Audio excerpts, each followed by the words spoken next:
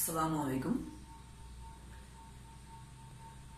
সুপ্রিয় শিক্ষার্থীরা, অবশ্যই ভালো আছো, আমিও ভালো আছি। আজ আমি বাংলা বইয়ের সপ্তম শ্রেণীর বাংলা প্রথম পত্রের কাবুলিওয়ালা গল্পটি নিয়ে আলোচনা করব। এই গল্পটি লিখেছেন আমাদের বিশ্বকবি রবীন্দ্রনাথ ঠাকুর। তাকে শুধু কবিই না, তিনি একজন লেখক, সাহিত্যিক, নাট্যকার, গীতিকার, অভিনেতা। তো রবীন্দ্রনাথ ঠাকুর 1861 খ্রিস্টাব্দের কলকাতার জোড়াসাঁকোরে বিখ্যাত ঠাকুর পরিবারে জন্মগ্রহণ করেন। তিনি মৃত্যুবরণ করেন 1941 খ্রিস্টাব্দে। তো রবীন্দ্রনাথ ঠাকুরের জন্য ছোট গল্পের জনক বলা হয় রবীন্দ্রনাথ ঠাকুরকে। রবীন্দ্রনাথ ঠাকুরের অনেক ছোট গল্প আছে, তার মধ্যে কাবুলিওয়ালা তার একটি গল্প। আর কাবুলিওয়ালা গল্পটি আমাদের সপ্তম শ্রেণীর পাঠ্য বইয়ে। কাবুলিওয়ালা গল্পটি আসলে দুজন পিতাকে নিয়ে। আমরা যে যাই হই না কেন, আসলে আমরা সবখানে তাই। যেটা হচ্ছে, আমি একজন শিক্ষক, আমি শুধু ইবনে তাসলিমা নাসির স্কুল কলেজ এখানকার শিক্ষকই নয়, একজন শিক্ষক সবার শিক্ষক, এটাই সত্যি কথা। যেরকম আমরা অনেকে ছাত্র আছি, তো আমরা যারা ছাত্র, আমরা কি শুধু এই শরীয়তপুরের ভিতরেই ছাত্র থাকি, বা আমার নির্দিষ্ট একটি এলাকা এখানে কি একারই ছাত্র? আমি সারা পৃথিবীর যে কোনো প্রান্তে গেলেও আমি হচ্ছে একজন স্টুডেন্ট বা আমি একজন ছাত্র। তো এখানে কাবুলিওয়ালা গল্পটি পিতার যে মনোভাব বা একটা তার সন্তানের প্রতি পিতার যে ভালোবাসা, পিতার যে আবেগ, সেটাই ছোট গল্পের মাধ্যমে লেখক আমাদের মাঝে তুলে ধরেছেন। কাবুলিওয়ালা গল্পটির প্রথমেই বলতে হয়, ছোট্ট একটা 5 বছরের একটা মেয়ে, নাম হচ্ছে মিনি। এই মিনি প্রচুর কৌতূহলী ছিলেন, প্রচন্ড রকমের কথা বলতেন, বিভিন্ন রকমের প্রশ্ন করতেন, তার বাবার কাছে অনেক রকমের প্রশ্ন করত। তো হঠাৎ একদিন তাদের জানালার পাশ দিয়ে কাবুলিওয়ালা ব্যক্তিটি, যার নাম হচ্ছে রহমত, তিনি হেঁটে যাচ্ছিলেন। তো এমন সময় এই ছোট্ট মেয়েটি তাকে ডাক দেবেন, কাবুলিওয়ালা, ও কাবুলিওয়ালা। ডাক দেওয়ার পরে ওই লোকটি তাদের কাছে চলে আসলেন। আগে বলেন, এই কাবুলিওয়ালা ব্যক্তিটির বাড়ি ছিল আফগানিস্তানের কাবুলে। তো তিনি এদেশে সওদা করার জন্য আসছিলেন। তো এখানে আসার পরে ওই ডাক দেওয়ার পরে, বাচ্চা মেয়েটি ডাক দেওয়ার পরে সে এখানে আসেন। আসার পরে মেয়েটি প্রচন্ড রকমের ভয় পেয়ে যায়, তিনি ভিতরে চলে যায়। তখন তার বাবা তার ভয় কাটানোর জন্য তাকে ডেকে আনেন। তখন মেয়েটি এত ভয় পাচ্ছিল যে তার পুটুলি দেখে মনে হচ্ছিল, তার মনের ভিতরে ধারণা ছিল যে তার ওই ব্যাগের ভিতরে, পুটুলির যে ব্যাগ, ওই ব্যাগের ভিতরে হয়তো বা মানুষের, ছোট বাচ্চা মেয়েদের মাথা আছে বা দেহ পাওয়া যাবে, এরকম কিছু তার মনের ভিতরে ভয় ছিল। ভয়ে খুব কাঁপতেছিল, তার হাঁটুর কাছে গিয়ে দাঁড়ালো। তো ভয় কাটানোর জন্য তার বাবা তাকে এনে কথা বলবেন তার সাথে। তো মেয়েটি খুব ভয় পাচ্ছিলেন। ভাবে কাবুলিওয়ালা তার ব্যাগ থেকে কিছু বাদাম, মিষ্টি জাতীয় কিছু খাবার তাকে দিলেন। কিছুদিন পরে মিনির বাবা দেখবেন বাইরে কাবুলিওয়ালার কোলের কাছে বসে কাবুলিওয়ালা মেয়েটি উপরে তারা কথা বলছেন, খুব হাসাহাসি করতেছিলেন। তো তার বাবা পরে বুঝতে পারবেন যে আসলে এটাই প্রথম নয়, এর আগেও তাদের সাথে 4-5 বার সাক্ষাৎ হয়েছে। এখন তাদের মাঝে একটা বন্ধুত্ব সম্পর্ক। এরা যখনই যায় ওই বাচ্চা মেয়েটির জন্য কাবুলিওয়ালা বাদাম, বিভিন্ন রকমের প্রসাদ জাতীয় আর কি, যেগুলো মিষ্টি জাতীয় খাবার মেয়েটি যেগুলো পছন্দ করে ওই খাবারগুলো তাকে দিতেন, এবং তাদের মাঝে একটা সম্পর্ক তৈরি হয়ে গেছে। তো এটা মেয়েটির মা ছিলেন একজন সন্দেহভাজন ব্যক্তি। তিনি ওই ব্যক্তিকে সন্দেহ করতেন বা নিঃসন্দেহের চোখে দেখতেন আর কি, আতঙ্কিত থাকতেন যে কখন কি হয়ে যায়। মেয়েটি আর কাবুলিওয়ালার ভিতরে একটি কথা বাড়াবাড়ি খুব বরাবরই একটি কথা কমন হয়ে যায় যে কাবুলিওয়ালা যখনই মেয়েটিকে দেখতেন তখন বলতেন, খোকি। খোকি হচ্ছে তার একটা বেরিত, কিন্তু খোকি মানে হচ্ছে খুকি বা মেয়ে, শ্বশুর বাড়ি যাবে না, এরকম ভাবে তাদের ভিতরে একটা কথা হতো যখনই দেখা হতো, হাসি ঠাট্টার ভিতরে।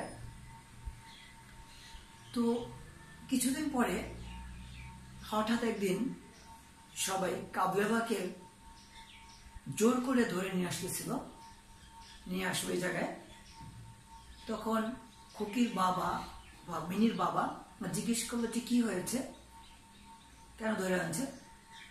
তো শোনার পরে দুই পক্ষের কথা শুনে বুঝতে পারলো যে কাবুলিওয়ালা একজনের কাছ থেকে কিছু টাকা পেতে, হয়তো চাদর বিক্রি করেছিলেন অর্থের জন্য, সে চাদর নিয়ে সে টাকা দিচ্ছিল না। সে আগের বছর তাকে ছুরি মারে, তিনি রক্তাক্ত হয়, এই জন্য তারা জোর করে ধরে নিয়ে আসছে এবং তাকে তখন পুলিশে দিয়ে দেয়। তো সে যখন পুলিশে ধরে নিয়ে যাচ্ছিল তখন ও খোকি ওই মিনি মেয়েটি কাবুলিওয়ালাকে প্রশ্ন করেছিল, কি কাবুলিওয়ালা, ও কাবুলিওয়ালা, কি শ্বশুর বাড়ি যাবে না? তখন কাবুলিওয়ালা উত্তর দিয়েছিল, এই তো শ্বশুর বাড়ি যাচ্ছে, হাসি মুখে। এর আগে তখন সে যে রক্তাক্ত বা দুঃখভ্রান্ত যা বা তার যে রাগান্বিত মনোভাব ছিল বা তিনি যে আক্রোশ ছিল তার ভিতরে, যখন খুকি যখন তাকে ডাক দিল, এটা একটা খুব গুরুত্বপূর্ণ একটা বিষয় যে যখন ওই মেয়েটি তাকে ঠিক পূর্বের ন্যায় ডাক দিয়ে বলে যে, ও কাবুলিওয়ালা কি শ্বশুর বাড়ি যাবে না?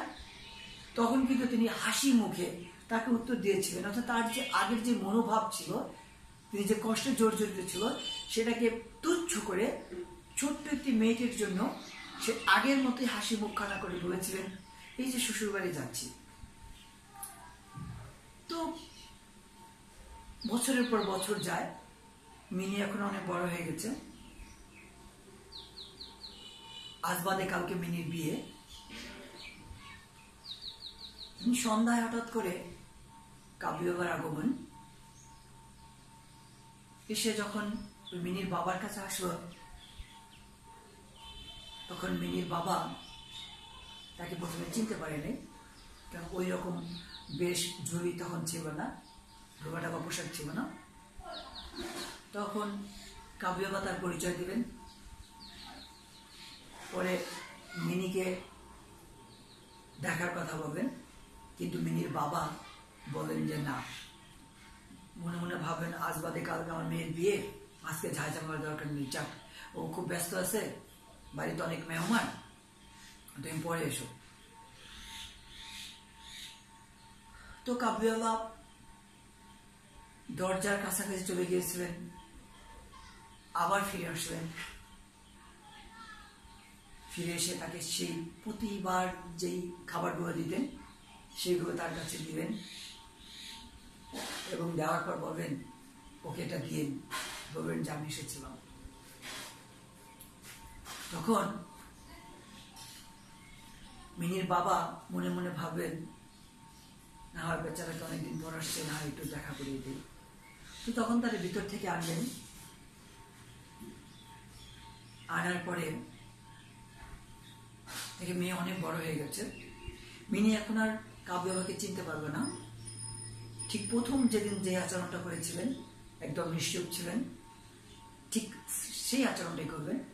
তাকে চিনতে পারতেছিলেন, অবাক। কাবুলিওয়ালার মতো করে উত্তর দেবেন কি খোকি শ্বশুর বাড়ি যাবে না, সে কোনো উত্তর দেবে না। তখন মিনির বাবা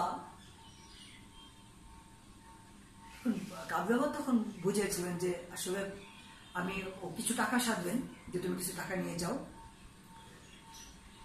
তখনই কাব্য বাবা বলবেন যে আসলে আমি এখানে সওদা করার জন্য আসিনি, এই খোকির মতো আমার বাড়িতে একটা মেয়ে আছে,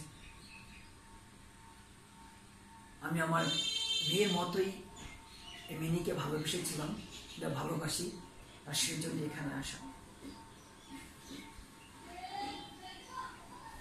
তখন কিছু টাকা দিয়ে তার বাবা তাকে পাঠিয়ে দেন যে তুমি তোমার মেয়ের কাছে যাও, তোমার মেয়েকে গিয়ে ভালোবাসো।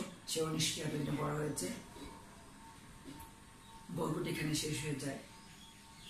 আসলে পৃথিবীর প্রত্যেকটা বাবা একই, দুনিয়াতে যত রকমের বাবা আছে প্রত্যেকটা বাবাই একই। জাতি, ধর্ম, স্থান, কালভেদে আসলে কেউ কখনো পরিবর্তন হয় না। কারণ হচ্ছে পাহাড়ের একটি বাবা আর একটা নাতিশীতোষ্ণ এলাকার বাবা একই রকম হয়। তার প্রমাণ হচ্ছে ছোট গল্প।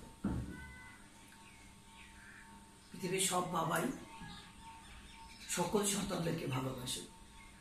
তা আমরা আসলে ভুলে যাই কিভাবে? এখন আমরা রাস্তায় দেখি যে আমার বাবার বয়সী একজন লোককে আমরা সম্মান করি না, তাকে আমরা জায়গা করে দিই না কোনো একটা বিষয়। আমার দাদার বয়সের কোনো বৃদ্ধকে আমরা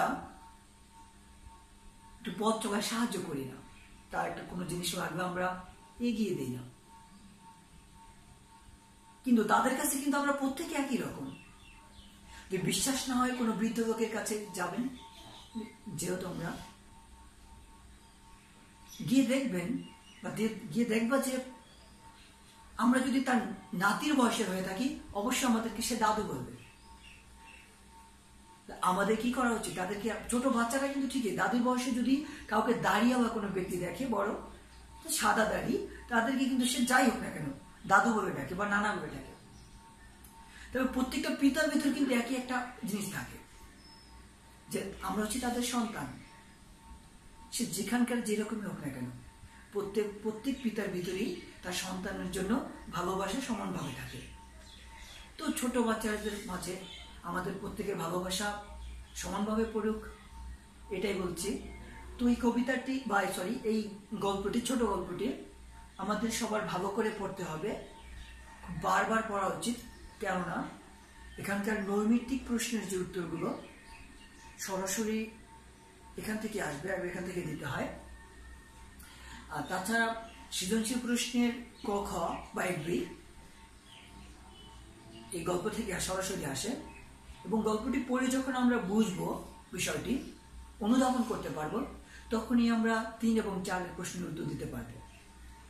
তো শিক্ষার্থীরা, আমরা অবশ্যই ভালো করে পড়াশোনা করব, কেননা পড়াশোনার বিকল্প নেই। যে জাতি যত বেশি সুশিক্ষিত সে জাতি তত বেশি উন্নত। আমরা বলবো না শিক্ষিত, আমরা অবশ্যই সুশিক্ষিত হতে চাই। তো আজ আর নয়, আবার দেখা হবে।